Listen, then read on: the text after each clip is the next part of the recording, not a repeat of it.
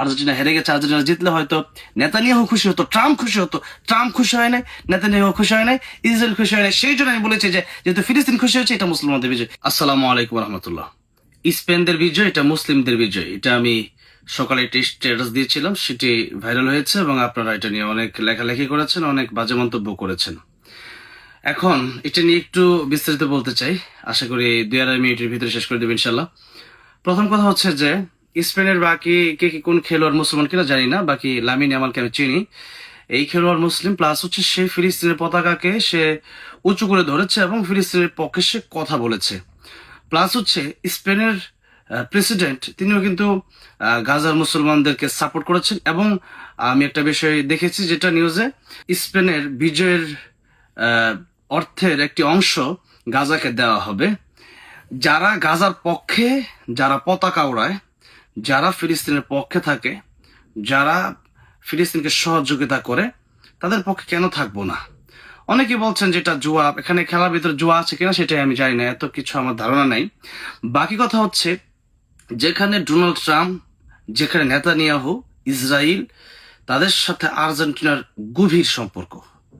আমি একটু বলে রাখি, আর্জেন্টিনার লোকেরা একটু কষ্ট পেতে পারেন, আমি আফওয়ান, দুঃখিত। আমি ক্ষমা চেয়ে নিচ্ছি এই জন্য যে আমি নিজেই একজন আর্জেন্টিনার সাপোর্টার ছিলাম এক সময়। বাট আর্জেন্টিনা, ব্রাজিল, আমি কোনটারই সাপোর্টার নয়। কিন্তু কথা হচ্ছে যে স্পেন জেতার পরে, এই সংবাদ আসার পর এই স্ট্যাটাস কেন দিলাম এবং মুসলমানদের বিজয় কেন বললাম?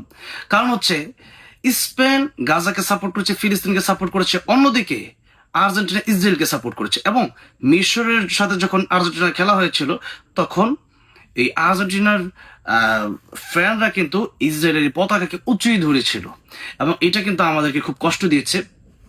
যেটাই সাপোর্ট করে না কারণ ব্রাজিল কিংবা আর্জেন্টিনা, সেটা ভিন্ন কথা। বাকি কথা হচ্ছে, যার সাথে ইসরায়েলের সম্পর্ক, তার সাথে আমাদের কোনো সম্পর্ক নাই।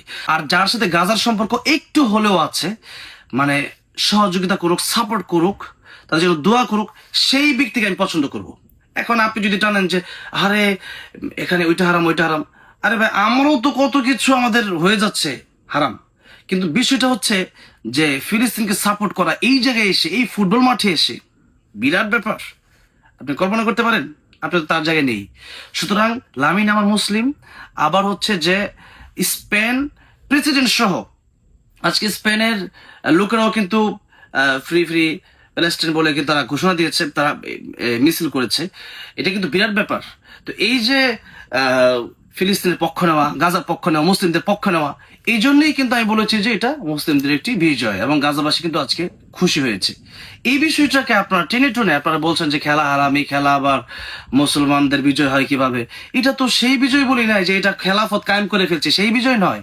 এটা হচ্ছে যে যেখানে আর্জেন্টিনাকে নেতানিয়াহু, ট্রাম্প, পৃথিবীর মুসলমানদের সবচেয়ে বড় যারা শত্রু, তারা যেখানে ইসলামের বিরুদ্ধে কাজ করে এবং আর্জেন্টিনাকে তারা ফুল সাপোর্ট দিচ্ছে, সেই ট্রাম্প, সেই নেতানিয়াহু, আজকে ইসরায়েল তারা হেরে গেছে।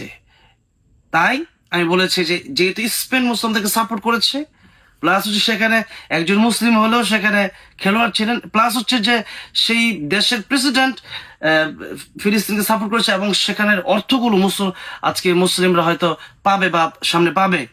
এই জন্য আমি বলেছি যে এটা মুসলমানদের বিজয়। কারণ হচ্ছে যে মুসলিমদের জন্য এটা ভালো এবং এটা আমি নয়, পৃথিবীর অনেক বড় বড় আলেমরাও এই স্পেনকে নিয়ে পোস্ট করেছে। যেহেতু এখানে মরক্কো, মিশর বা অন্য দল নেই, সেখানে তারা এখানে সাপোর্ট করেছে স্পেনকে, বা আমি এটা লিখেছি। এবং এটা নিয়ে আপনারা সমাজ তুল কালাম শুরু করে দিয়েছেন যে স্পেন আমাদের শত্রু শত্রু শত্রু। কিন্তু এই সময়টাতে এসে শত্রুর কিছু ক্যাটাগরি আছে। একটা হচ্ছে যে সবাই খ্রিস্টান, আরেকটা হচ্ছে যে না, খ্রিস্টান হলেও অন্তত মুসলমানদেরকে সাপোর্ট দিচ্ছে, মুসলমানদের পক্ষ নিচ্ছে, মুসলমানদের পতাকাকে তারা সাপোর্ট করছে, ওড়াচ্ছে। এটা বিরাট ব্যাপার।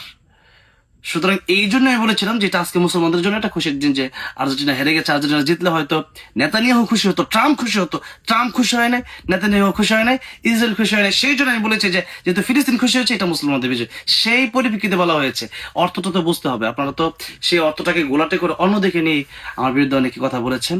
তো সেই জন্য আর্জেন্টিনা, ব্রাজিল কোনো দলই মানে খেলার জন্য সাপোর্ট করাটা বড় কথা নয়। বরং কথা হচ্ছে যে মুসলিমরা যেখানে খুশি হবে সেদিকে কথা বলা, এবং আমরা যেহেতু মুসলিমদের পক্ষ নেওয়া, এটাই হচ্ছে বড় কথা। এবং যেহেতু স্পেনের লোকেরা ফিলিস্তিনের পতাকা উঁচু করেছে, ফিলিস্তিনের সাপোর্ট দিচ্ছে, অর্থ দিচ্ছে, সব মিলে এই কথাটা আমি বলেছিলাম যে আজকে এটা মুসলমানদের বিজয়, আলহামদুলিল্লাহ, এই জন্যই বলেছিলাম, অন্য কোনো কারণে নয়। সুতরাং যদি ভুল কোনো তথ্য বা ভুল কোনো লেখা আপনারা দেন, এটা আপনাদের ব্যক্তিগত ব্যাপার, বা এই কথা হচ্ছে আমার যেগুলো বলা ছিল আমি বলে দিলাম। সুতরাং মুসলমানদের পক্ষ যারা নিবে তাদের পক্ষে আমরা আছি ইনশাল্লাহ। আসসালামু আলাইকুম।